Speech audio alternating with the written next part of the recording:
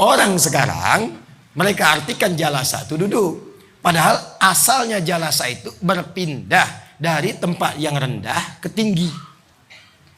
Jadi kalau bapak, ibu, tuan puan ini duduk di bawah di karpet, saya minta pak, ibu pindah ke kursi tempat yang tinggi, itu namanya jalasa. Tapi kalau kita berpindah dari yang tinggi ke rendah, saya berdiri akan duduk, itu bahasa Arabnya qa'ada. Apa namanya? Tempatnya maq'ad, sifatnya qu'ud. Oleh karena itu, orang yang tak bisa sholat berdiri, diminta duduk. Saat diminta duduk bukan menggunakan jalasa, tapi qa'ada, qu'udan. Alladzina yadhkuruna Allaha qiyaman wa qu'udan, bukan julusan. Nah, tempat yang mengangkat kita dari yang rendah ke tinggi, terangkat kita. Maka tempatnya disebut dengan majlis. Kenapa tempat menuntut ilmu yang harus diburu itu disebut dengan majlis? Pertama, Allah memberikan pesan. Hei, kalau ingin datang ke tempat menuntut ilmu, cari tempat yang bisa mengangkat derajat kita lebih tinggi di hadapan Allah Subhanahu wa Ta'ala. Datang dengan pulang itu mesti beda. Terangkat kita di sisi Allah. Jadi jangan sampai datang ke tempat yang merendahkan diri kita di hadapan Allah. Apalagi ke tempat-tempat yang menjauhkan kita dari Allah. Katanya mau ngaji, tapi di pengajian itu justru muncul materi-materi yang menjauhkan kita dari Allah. Kok bisa perempuan ikut ngaji jadi tidak berjilbab? Laki-laki datang mengaji di semua agama sama, menuju pada Tuhan yang sama, cuma caranya beda-beda. Itu bukan majlis. Majlis itu mengangkat kita. Apa yang diangkat? Dua. Yarfa'illahu alladhina amanu. Satu, iman. Minkum walladhina utul ilma darajah.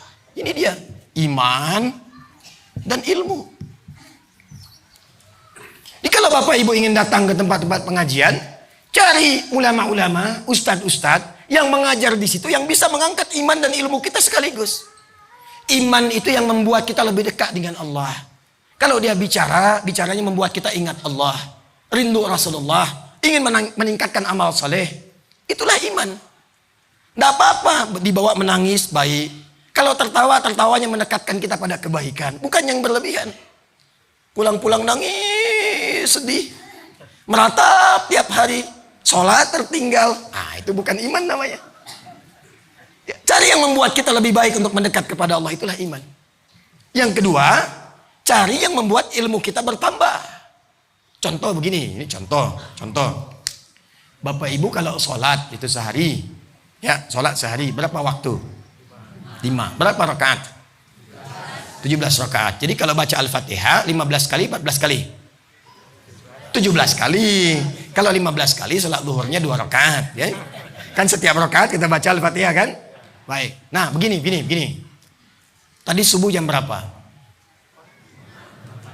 4.45 ya. Alhamdulillah. Baru di Masjid Syuhada terjadi kesepakatan bulat tentang waktu salat subuh.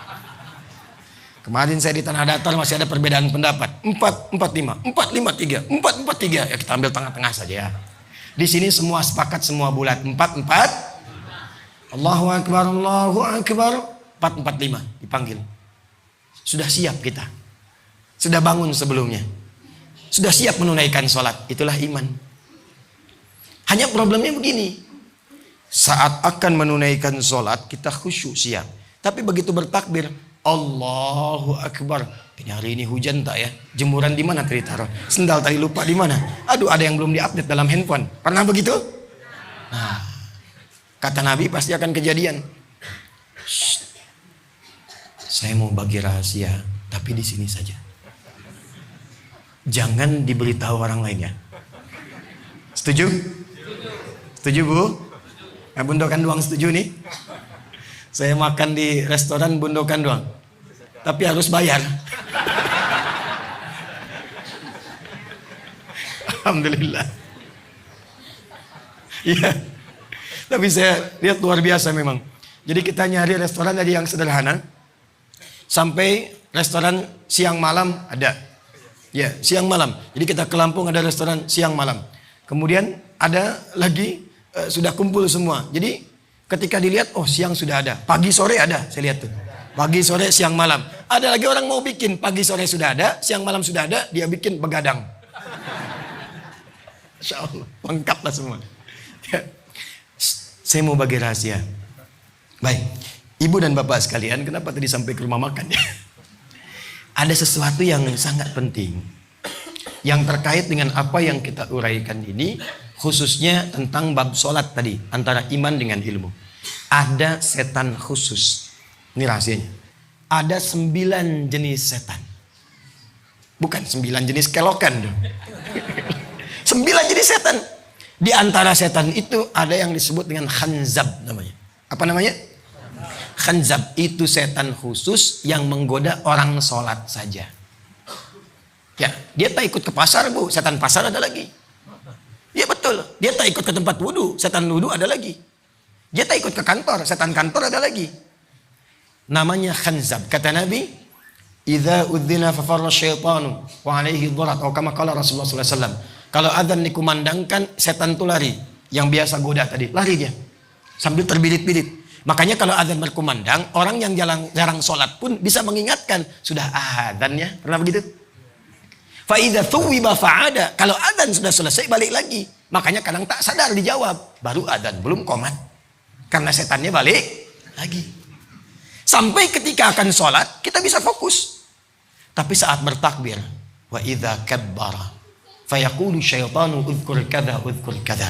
Tapi ingat ini, sebelum takbir kita bisa fokus, tapi saat takbir Allahu Akbar, kata Nabi, setan itu akan membisikkan di pikiran dan jiwa orang sholat itu, ingat ini ya, ingat itu ya. Maka jadilah kita mengingat apa yang tidak ingin diingat. Belum selesai hadisnya. Hatta la yash'ural musalli kam raka'atan yusalli. Sampai ada orang sholat lupa berapa rakaat sedang menunaikan sholatnya. Oh kan? Subuh tadi berapa rakaat? Ada yang 3. Ada yang 1 rakaat. Itulah setan. Nah, bagaimana cara kita menepis godaan setan itu saat sedang sholat? Karena khusyuk itu dimulai sebelum sholat, berlangsung saat sholat, berakhir setelah sholat. Sebelum sholat ada babnya. Sedang sholat itu, bagaimana menepis godaan setan itu? Pakai ilmu. Apa ilmunya? Namanya ilmu tilawah. Ini dari Quran. Ilmu apa namanya? Tilawah. Ada qiraah, ada tilawah, itu beda. Jadi kalau qiraah itu asalnya secara umum membaca sesuatu tanpa menuntut memahami. Yang penting baca, tak harus paham. Itu qiraah. Apa wahyu pertama turun? Iqra. Ya, perintahnya baca. Ya, Nabi tidak dituntut paham, baca aja dulu. Tapi kan Nabi nggak bisa baca, maka beliau jawab ma'ana biqari. Tapi kalau tilawah, tilawah itu punya 3 arti. Baca, pahami yang dibaca, setelah paham amalkan yang dipahami itu. Itulah tilawah. Orang yang baca Quran tanpa harus memahami isinya, maka disebut qori namanya. Maka kita sering dengar qori baca Quran kan? Tapi kalau ingin diterjemahkan kan di sampingnya ada orang lain. Ya, yang menerjemahkan itu siapa kita sebut? Sari asalnya cuma tilawah saja.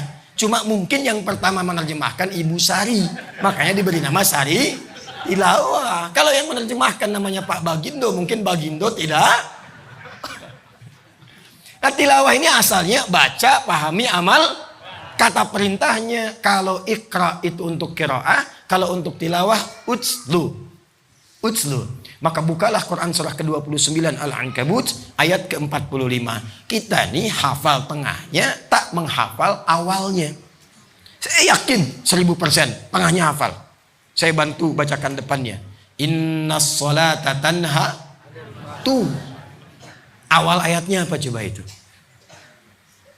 Salat yang bagaimana yang bisa tanha 'anil fahsya wal munkar? Awal ayatnya utslu ma uhya ilaika minal kitab wa aqimis shalah. Sebelum sholat, kalau ingin khusyuk dalam menunaikan sholat itu salah satu caranya kata Quran, pahami dulu bacaan-bacaan sholat itu. Pelajari dulu gerakan-gerakan sholat itu. Supaya saat kita membaca dan melakukan gerakan, dengan pemahaman itu terbantu khusyuk. Karena apa? 3 bagian tubuh kita ikut bekerja bersamaan. Lisan mengucapkan, pikiran menerjemahkan, hati meresapi. Contoh. Bertakbir tangan kita dibuka dengan takbir. Fayaqulu Allahu Akbar. Allahu Akbar.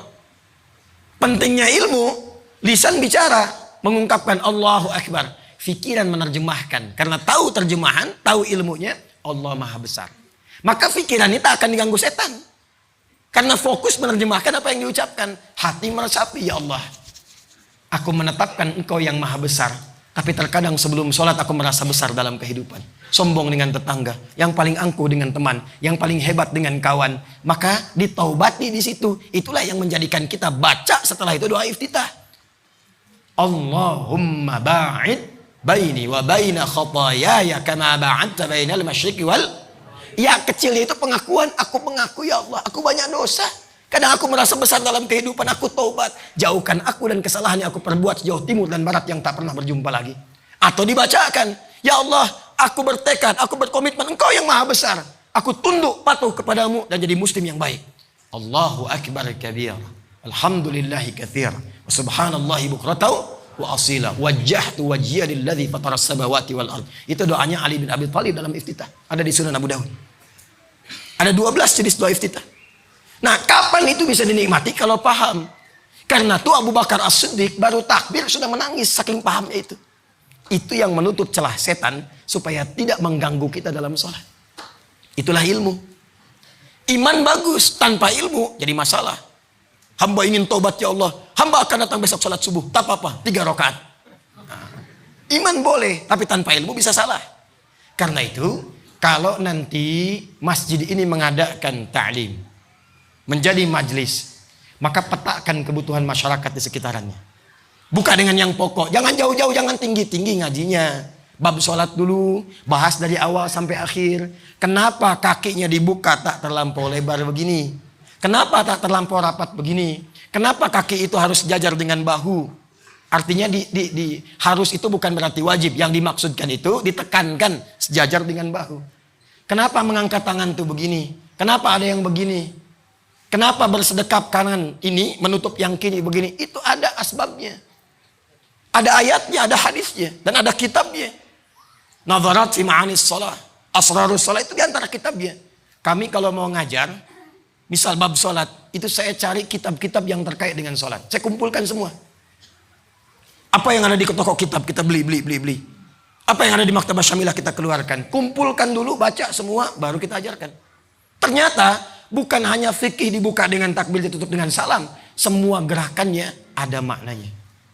Bahkan namanya pun ada artinya. Kenapa subuh? Kenapa zuhur?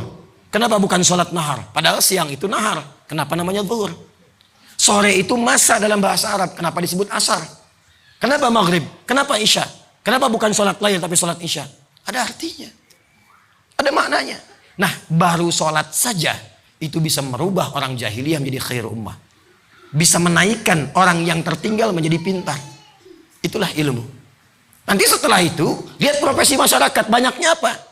Oh, banyak yang berdagang. Maka bukalah kajian fikih dagang.